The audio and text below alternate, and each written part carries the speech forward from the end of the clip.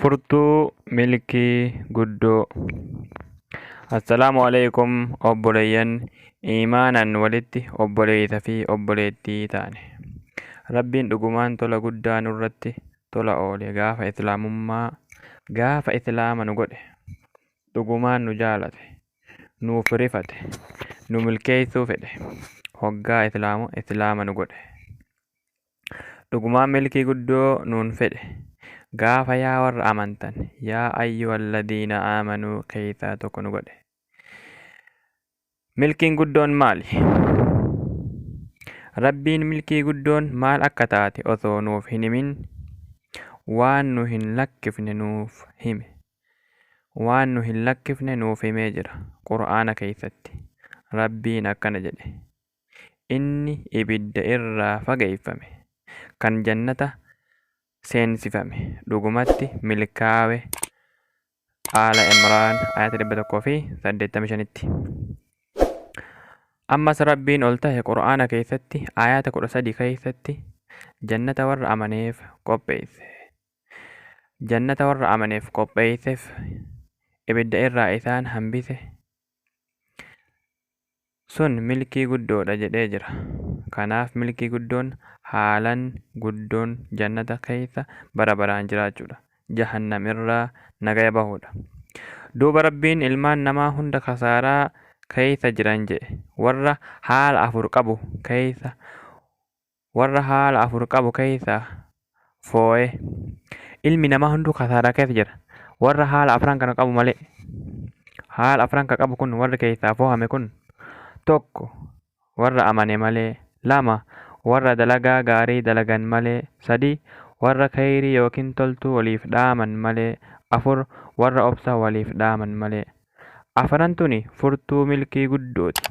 Furtuun jannataa haala afran kanaani. Ilmaan namaa irraa nama Rabbiin filatetu haala afran tana hunda qaba. Warra amane malee kaan hundi kasaaraa keessa jira. Kanaaf warri amane ammoo milkii keessa jira jechuudha. Gaafa Rabbiin akka milkii guddoo argannu fedhe islaama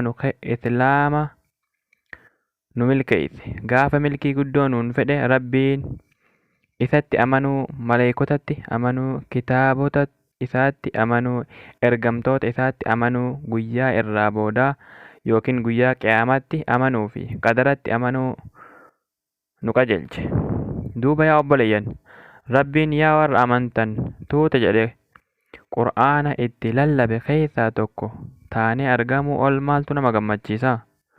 Maaltu islaamummaa irra nuuf caala? Ni jiraa? Hin jiru. Shakkii takka malee. Warra dalagaa gaarii dalage keessa tahuuf salaata fi waan Rabbiin dirqama nurratti godhe dalaguu ol maaltu dalagaa gaariidha? Sunnaa Rasuulaa sallallahu alaihi wasallam hordofuu irratti maaltu dalagaa gaarii tahaa?